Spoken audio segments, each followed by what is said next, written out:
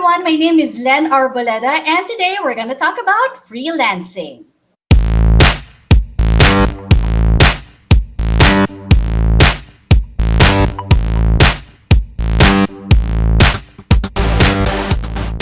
Welcome to Start with 5. In this episode, we're gonna put the spotlight on freelancing. Naalala ko pa yung the olden days, aka that time that I graduated from college a long time ago.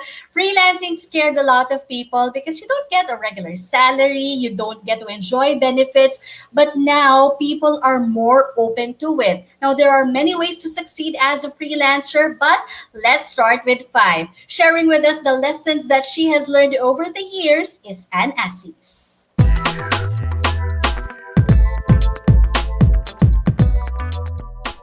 Anne is actually my best friend. She has been a freelancer for many years now. Previously, she was a DJ and assistant station manager at Wave 89.1. She was also a DJ at 97.9 Home Radio and also at Like FM 105.9.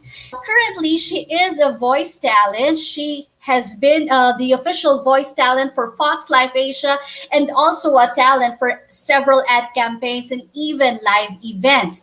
And she also works on teleseries as a dubber and a script writer. She also dabbles in event hosting. She's also a fitness instructor. She specifically teaches Barre 3 and Les Mills spinning classes.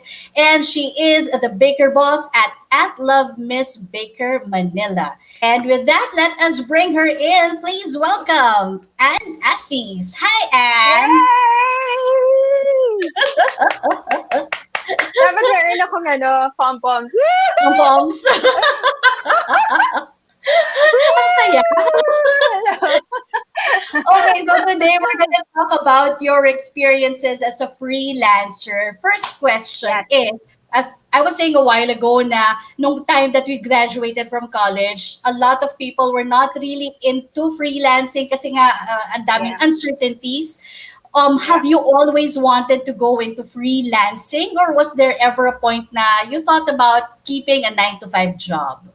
I used to have a 9 to 5 job when I was still working for my dad's company because we have a family business. It's a computer school. So that's where I started working. That was my very first job, actually. So, but after that, I started working in radio, and then all the freelance work started coming in when I was already in radio. So radio has opened a lot of doors for me, and that's where all the different kinds of voicing jobs, that's when it started flooding in nung nasa radio na.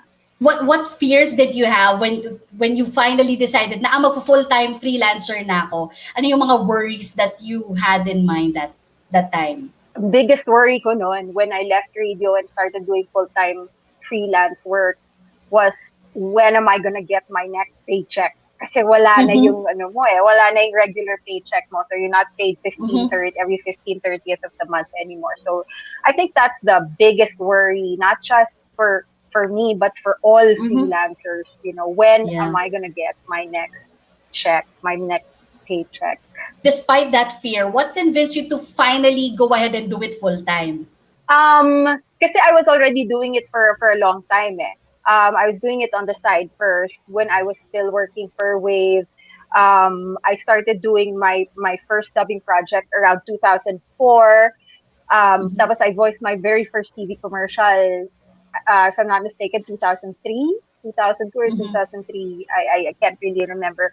But yun, so I was just doing it on the side. Tapos when I left radio, well, it was the only available job for me at the moment, do all my freelance work. Tapos I enjoy it kasi.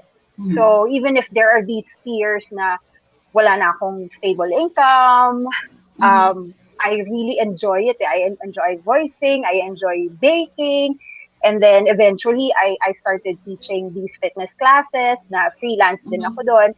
So there are these fears, but also at the same time there's this love for these things. So mas nangingibabaw yung love mo for the work. And with that, we're going to dive into your 5 ways to succeed as a freelancer, starting off with number number 1. Make an inventory of your skills. Okay, so could you please elaborate a bit on that? I think the very first question that you need to answer, the most important question actually, is what can you do? So you need to find out what your skills are, and then kailangan kasi malaman mo kung ano ba yung gusto mong gawin. Saan ka magaling, and then if you really want to do this, and then these skills you can use to earn money and generate income for you. So it can be one skill that you can focus on, or it can be several skills. Like for in my case, for instance, diba, I have voicing, I have baking, and I have teaching as well. So it's very important to know your skill first, skill or skill. How about for you? How was that journey for you trying to find those skills na pwede mong pagkakitaan? Kasi nung college pa lang naman, ano eh, di ba we had this radio broadcasting class. Mm-hmm. So, parang dun ko na-discover na I can use pala my voice to earn money. So, there, it started early 2000. I did dubbing. I voiced for TV commercials, radio commercials, and everything. So there, dun ko siya na-discover. For voicing, ha. For Mm-hmm. baking naman, um, it all started as a kitchen experiment. Parang there was just this one time na gusto ko lang magbigay ng baked goods for Christmas para makatipid. So I googled up some cookie recipes, tapos I tweaked them, and finally I came up with a really good chocolate chip cookie recipe. And then I gave away these cookies for free to my friends. Ayun! Ayun, sa family. Beneficiary. Tapos yun, doon lang yun nag-start. Tapos sinabi na lang nila na, this is good, you should start selling. Tapos yun, doon ko lang siya na-discover na, okay, pwede ko pala siyang pagkakitaan. But it really just started as experiment lang. Tapos sobrang na-in love lang ako sa baking. Sa teaching naman, I teach 2 programs, Les Mills RPM, so that's an indoor spinning class. And then I also teach Barre. These are 2 programs that I've been doing for a very long time now, many, many years na. So, as you keep doing these programs, you get better at it. Tapos sobrang love mo yung program. Nung nagkaroon ng audition for instructors, I just tried out. And there, so now I'm teaching those 2 programs. Paano yung boundaries no na it isn't just work for you. Kasi di ba minsan when you're doing it like all the time, nababurnout ka rin, pwedeng nawawala yung passion mo for it because you're doing it for money na eh, not just for the sheer love of it. Don't do it just for the money. Parang for me kasi, siguro parang ano ba yun, masyadong over-dramatic when I say na parang I do kasi things because I love doing them. So the money is just a bonus. So parang ano, di ba, parang hindi siya realistic. But that's how it works for me kasi. So I feel, I mean, I love these things that I'm doing. I feel very passionate about all these things, my racket, my project.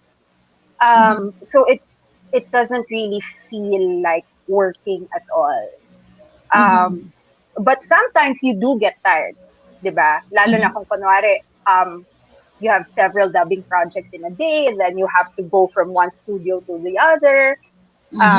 Or sa gym when I teach RPM, Barre, minsan sabay-sabay yung classes mo. So you're physically exhausted talaga, di ba? So I just take a break.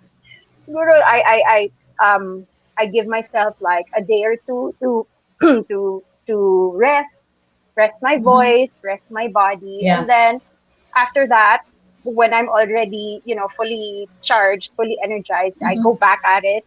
And then, ayun. But you do get tired. So you give yourself time to rest. But I think the thing talaga is just never do it just for the money. You really have to love it. All right. And with that, we proceed with number 2. Build your network.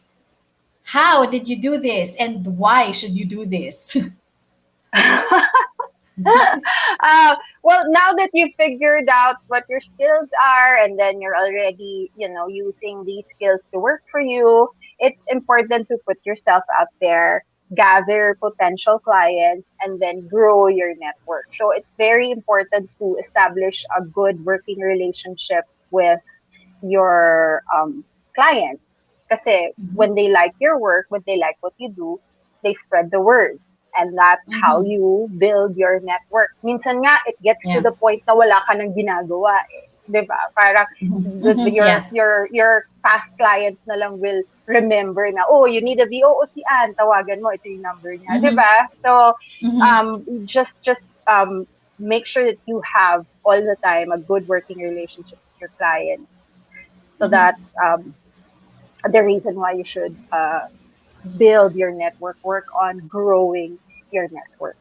I'd like to bring up the fact that you were discovered for Fox Life Asia via Facebook. So speaking of Yes, literally social network, can you tell us more yeah, about yeah. that? I just got a message from Ronnie. She's our head producer for Fox Life. The studio kasi of Fox Life, their main office is in Hong Kong. So when they Mhm. were on the lookout for a new voice, they already had an existing female VO at the time, but they wanted to parang change image, ganyan. So they were Mhm. looking for a new voice talent. Tapos nag-search lang siya sa Facebook. Ronnie was also the one who told me about it. Now, you know what? I was just searching Facebook, looking for voice talent. So just type voice talent. Tapos, then lumabas na itong mga talents from the Philippines. Tapos, she contacted me through Messenger. Not just me, there were also other voice talents that Mhm. were called to audition for that job. So I went to the Fox Life office in BGC. Mhm. That was before pa, kasi ngayon parang wala na silang office there. But yeah, I went to their old office, and then I auditioned, and then I got the part. Yay! So through Yay! Facebook, through Facebook lang siya. Oh my God. So dapat talaga you should post your stuff on social Mhm. media. Take advantage of the fact that everybody is on social media. Just Yeah, that's flaunt your true. flaunt your goods. So aside from building your network, like in terms of the clients, build your social network also. Like maybe Yeah. boost your profile, post your work, like you said, and Yeah. maybe use the That's right. proper hashtags para naman sigurado na, kumbaga, when people search, kasi imagine, di ba, parang if you're looking for somebody to hire, hindi naman top of mind na mag-google ka lang basta, di ba? Yeah, Pero yeah. it happens now. It That's the happens. beauty It of it. happens talaga. Yeah. Ang galing, So no? Nakakatuwa. interesting. Yeah, very, very interesting story. And now you've been doing it for how many years now, diba? 4 years, if I'm not mistaken. Parang 4 4 years na voicing for years. Fox Life. Yes. So when you Wow. watch And Fox you're, Life here in the yeah. Philippines or in Hong Kong, Singapore, Malaysia, you'll be hearing my voice. The female channel voice. Yay! Actually, you can check out some of the plugs. I think some of the plugs are available on YouTube, right? Yes. So if you And try to also go to on the Fox Facebook Live, page. Before kasi parang you go through the classified ads and everything if you want to yeah. look for a Mm-hmm. job. Tapos naging Mm-hmm. biglang mga job street, mga online, di ba, parang job searches and everything. Tapos ngayon Mm-hmm. naging, LinkedIn. nahanapin ka na lang sa Facebook. Yeah, yeah, there. So I think one takeaway from that also is don't leave any stone unturned. Kung saan mo Yes. pwedeng i-promote yung sarili mo, do it because you never know. Yeah. Yes, that's Alright. true. Kasi tsaka huwag ka mahiya. The others kasi nahihiya mag-post. Parang Mm-hmm. nahihiya sa mga followers nila. Baka sabihin ng ate and everything. But it's your account, di ba? At saka you're the one who's gonna earn from it. So just post Oo nga. away. Yeah. You don't know what you could be missing. I'd like to ask, kasi in terms of building your network, syempre, when people find out that you do something like you voice or you bake, then napakalaki nung possibility that somebody's gonna come to you and ask, can you do this for free? So how do you Mm. handle people in your network who just assume that, you can do something for free for them. It's okay if you're willing to do free stuff, free Mm-hmm. voiceover, give away free goods. It's also a way of promoting yourself. But make sure that you want to do it talaga. You're not Yeah, forced to, oo. Kasi may mga iba Oo. magti-take advantage dyan. Diyos ko. Yes, for sure. Mm-hmm. So just, do it because you want to do it and then you want to spread the word na, oy, may business akong ganito or I do this kind of service. So there, as long as, you want to do pro bono Mhm. work. Yeah, like for example, if you want to gain experience, exposure, like Yes, you said, and you also want to get feedback for the stuff that you're trying to promote or your skills that you're right. trying to develop. So it's really just a matter of, like you said, do it if bukal sa puso mo na gawin siya. And also find that balance na you don't also get taken advantage of. Kasi, di ba, like you Yeah, said, maraming merong iba, ganon. oo, na will try to take Mm-mm. advantage and Yeah. get Tsaka more ano free stuff meron from you. meron pang mga company na oh, bago ka lang naman eh. So baka pwede, Ay! can you just do this for free? May mga ganon. So if you're starting out pa lang, bago ka pa lang as a Mhm. freelance, whatever, you might encounter companies or clients like that na, oh, bago ka pa lang, so, do this for free, tapos mako-promote kita, parang ganyan. Mhm. Ikaw, if you want to do that, that's fine. But kailangan Mhm. hindi ka ma-pressure into doing Mhm. something na for free na you don't really want to do. And with that, we proceed with tip number 3. Invest in your growth. Okay, could you please tell us more about this tip? Kasi you want to keep growing, you want to keep evolving, diba? So the best way to do that is to invest in yourself, invest in your craft. So we're not just talking about investing money, purchasing Mhm. better equipment, better tools for your business, but also investing time and effort. You Mm. have to keep learning. You can enroll in some webinars, some workshops, ganyan. So Mhm. you learn more, and then you can follow your peers in social media. You can also follow veterans in the industry. You can follow their Instagrams and Facebook pages para you can learn from the things that they post. Not exactly, not naman to imitate, but to just get Mhm. inspiration from. Yeah. Ang swerte nga nila today kasi 'di ba, like you were mentioning webinars, and there are a lot of A online lot, ang classes and dami, webinars ang dami. At saka available, mura. and Mm-mm. some are even for free. 'Di Yeah, for ba? free. Mm-mm. So take So, advantage of those kasi yes. during our time, panahon ni Tita Len at ni Tita Ang Ann, mahal! wala pa, Ang ang mahal, mahal! and it was Mahal so hard talaga. to find specific classes to that Yes. skill that you're trying to develop kasi diba, Right, like right. voicing, there weren't exactly a lot Mm, of classes available back mm-mm. then, so we just really Before, had to yes. learn as we went along, 'di ba? Yes, So yes. take advantage of that kasi sayang. So okay, invest your time, like if you're in between jobs, maybe 'di ba, that's the right time to do it. Take a few Yeah. hours and enroll in an online course. Now kasi now that there's this pandemic and everything, biglang nagsulputan lahat itong mga online classes, courses, workshops. Ang Mhm. dami. And dahil, ito lang yung means nila na makapag-deliver ng ganitong klaseng workshop, Yeah. they offer it Mm-hmm. at a very reasonable price, diba? Kasi like Mm-hmm. before the pandemic, ang mahal din ng mga online workshops, diba? If you Mm-hmm. compare the Yeah. prices before. So now, mura siya. So you want to take advantage of that. Some you can get for free pa nga diba? So Yeah. take advantage of those. You keep enrolling. Kahit na sabihin mong parang hindi naman ako newbie sa industry you don't stop learning You still want to improve your craft and up your skill. And the only way to do that is to invest not just money, but yun nga, your time and effort. How have you done this in terms of the your freelance work? How have you invested in your own growth? For let's say voicing, well, I purchased. some equipment that I need to do recording here at home. So what I do first is I research on what I need. So that's what you guys can do as well. You can research on what you need.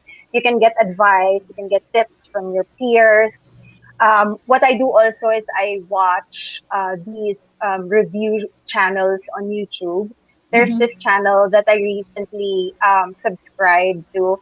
Um, there's this guy kasi na nire-review niya yung different microphones, different audio interfaces, different brands, and then he tells you if this is okay for voice recording or if this is also okay for recording musical instruments. It's very informative, so I follow that. Tapos doon din ako nakakuha ng tips on what I need to buy for myself for my home recording setup. So if like for example, if you're planning to do voicing like me and Len, you need a good quality microphone. Personally, if you'll ask me, I'm not speaking for everyone, but if it's my opinion lang, personally, I do not recommend the super cheap microphones. There'll be, makikita mo sa mga online stores, may mga mura, di ba? So, syempre, gusto Yeah, mo yeah. mura, doon ka bibili. But, unless it's a good brand na second hand, you're better off with a good quality microphone. If you have money to invest, you can get an XLR microphone, which will need an audio interface. So, dalawa yung bibilin mo. You'll be spending more, but you'll be getting that professional sound, the professional sound that you're after, especially if your client is looking for broadcast quality material. So, that's for voicing. Then you also need to have a space at home where you can record. I mean, I just record in the cabinet. Yeah, that's one. That's the one. Yes. So I go inside with my laptop and my microphone, my headphones and my script. Upo ako dyan sa loob. Kasi maganda yung ano niya yung acoustic ng cabinet kasi may clothes. So hindi nagbabounce yung sound. So, kanya-kanyang ano lang, no? Yeah. Diskarte. Sa panahon Yeah. ngayon, So, yeah. importanteng madiskarte. Correct! Oh my God! So, yun lang. Okay. Yeah, I invested in good tools, good equipment. For sa baking, ganun din. I invested in good mixers, good ovens, kasi business ko na siya for a very long time na. So, ayun, I need to come up with a lot of goods. Diba kasi minsan sunod-sunod yung order. So, Yeah. I needed to invest in mixers and ovens. I also invested in some training programs. Like for example, sa baking, nag-aaral ako sa Global Academy. I think that would be my most expensive investment of all time.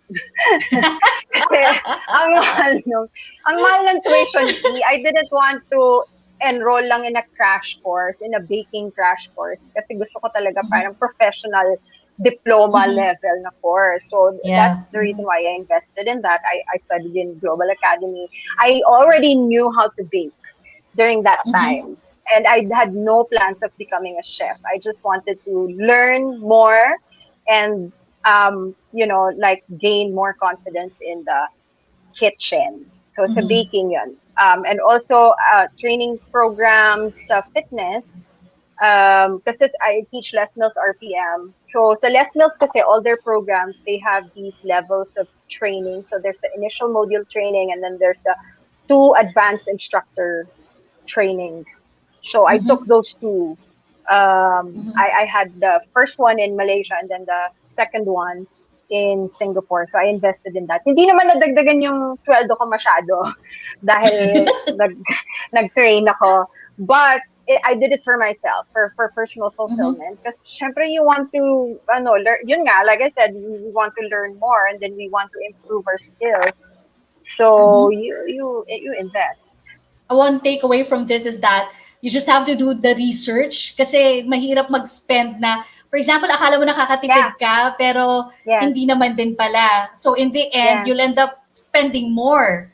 So do proper research. And also, I think it's also important to say na if you're just starting out, it's okay na wala ka pa sa level na to. Kasi gradual din yan, di Oo. ba? I'm sure for you, True. gradual True. din na. Oo. I remember you Oo. started out in baking with just an oven toaster. Convection.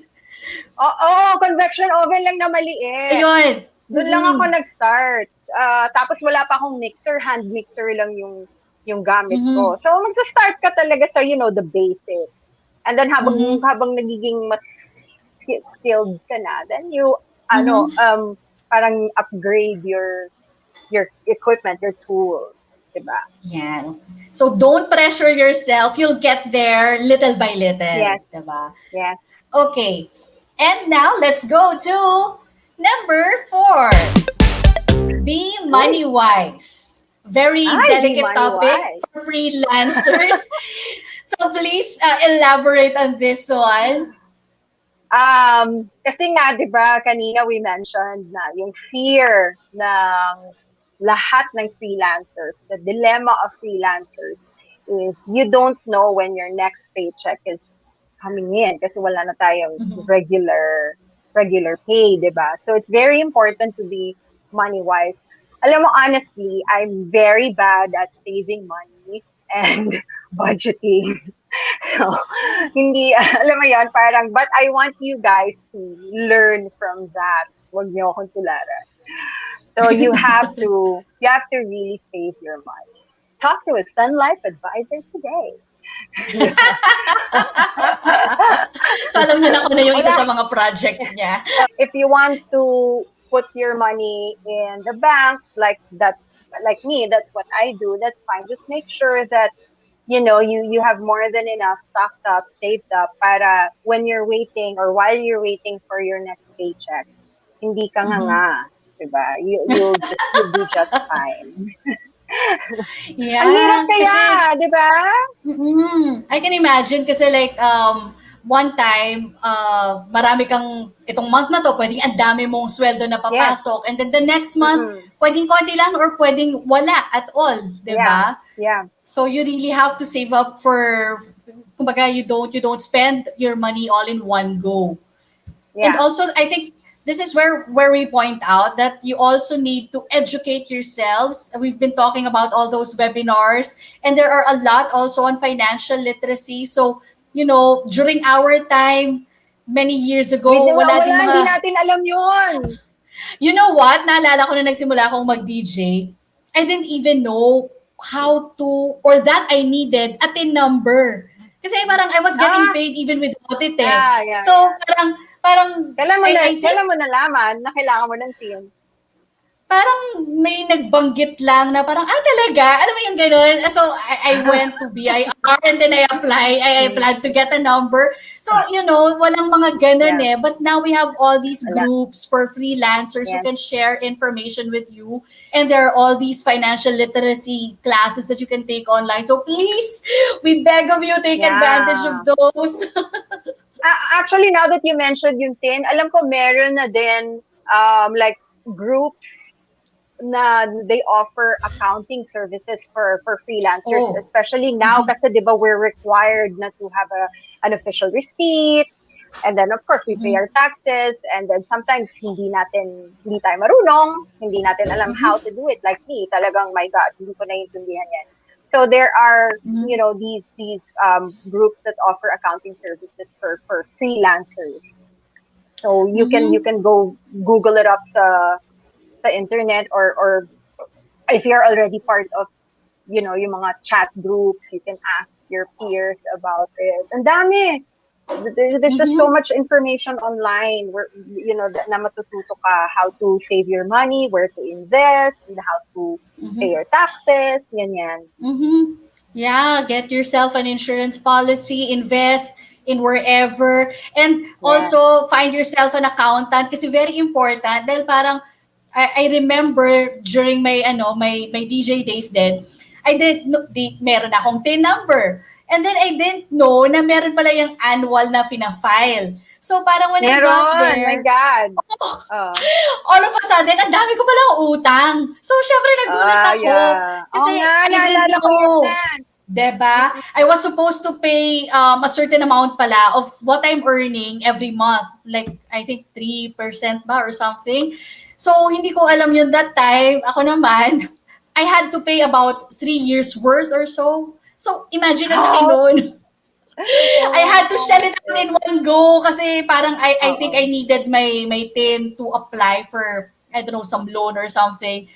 So Mm, I had to catch up with all the months that I missed paying. Kaya, oh my mm. God, ang sakit sa Ngayon ulo. nga, ngayon nga hindi lang yearly. We have to pay every quarter ngayon. Oh. Yeah. So, Ah. as a freelance, sa ano yun? Mm-hmm, mm-hmm. Sa freelance. Iba kasi pag regular employee, di Yeah. ba? Mm-hmm. So, sa freelance, And parang pagka, there's this quarterly pa na payment. mm-hmm. And kapag ka regular employee ka kasi, your company takes care of all of that eh. Yeah. So, That's again, true. this is Oh one my of those God. things that this is one of those things that you have to do independently.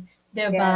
Kaya, nako, please aralin nyo lahat yan. Very, very important.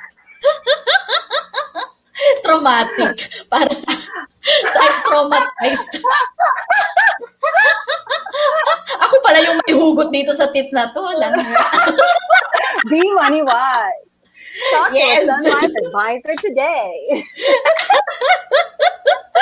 Okay, let's go to number 5. Find your tribe. Find your tribe, the people who can support you. How do you Yes. do this as a freelancer? Um, Kanina we were talking about building your network. So it's important to build your network of clients, and it's also important to build your network of friends from the same industry. You know, your peers. Kasi it's a Mm-hmm. good way to learn, and then it's also a good way to earn. Mm-hmm. Ano yan eh, pagka magkakakilala na kayo, di ba? Dahil sa voicing industry, at magkakakilala kayo lahat na voice actors, like in Vocaliance, for example. So Vocaliance is this organization of all the voice actors, voice talents in the Philippines. Diba tayo, member tayo nun. Mm-hmm. So when you're a part of that community, you learn from your peers, and also you get opportunities to earn. Kasi pagka may audition, share yan. Tulungan naman sa Mm-hmm. industry di Mm-hmm. ba? So hindi naman Mm-hmm. tayo nagdadamutan. So it's very important na you also build your network of friends from the same industry. Speaking of learning from people within the same industry, who do you look up to in this business? I mean, I guess in terms of being a voice talent, voice actor first, who do you Mm-hmm. consider your mentor? Si Len Arboleda. Yeah. Ay, thanks so much. Nag-start naman lahat yan nung college tayo, di ba? We had that radio broadcasting class. Our professor, Henry Bolo, who became a good friend of ours already, di ba? Mm-hmm. Everything I learned in our radio broadcasting class helped me in my career, not just radio, but until now, doing freelance voice work. So until now, I get in touch with Henry when I need advice, tips on, recording, how to fix the audio of my material, or how to set up my own home recording stuff here at home, ganyan. Mm-hmm. So, he's my mentor. Apart from finding your tribe in terms of the industry, it's also important that you have your family supporting you. How has your family supported you so that you can succeed as a freelancer? Well, first, they don't ask for free stuff. Walang libre. Totoo, they never ask me for free stuff. And that means a lot to me. Kasi that's my family's way of showing me na they value what I do, they support Mm-hmm. what I do, and they like what I do, diba? Mm-hmm. So, kaya that really means a lot na hindi sila nagre-request sa akin ng kahit anong free VO, free cookies, wala talaga. Mm-hmm. Tapos, here at home, when I need to record, everybody stays quiet. Mahirap Pag yun if you pumapasok have ka an sa cabinet. 8-year-old. Oo, sa pasok ako. Pero naririnig pa rin pag malakas yung usap sa baba, ganyan. So, it's Mm-hmm. hard to stay quiet, especially if you have an 8-year-old daughter. But I get their full support naman. Tapos they also help promote my stuff on social media. So, they post about my cookies, my baked goods, and then my mom or my husband, minsan they repost yung mga materials that I voiced, kind for Fox Life or maybe a TV commercial that I voiced, and repost nila. So there, that those little things, very important that you have that Mm-hmm. support from your family. Especially now, no, kasi we're facing a pandemic and there is a lot of uncertainty, in the air, and especially when it comes to our livelihood. So Yeah. can I ask you Oh now, my God. how are you coping with this pandemic, like in terms of the opportunities that come your way, in terms of jobs that you get? Kasi for one, the gyms are closed.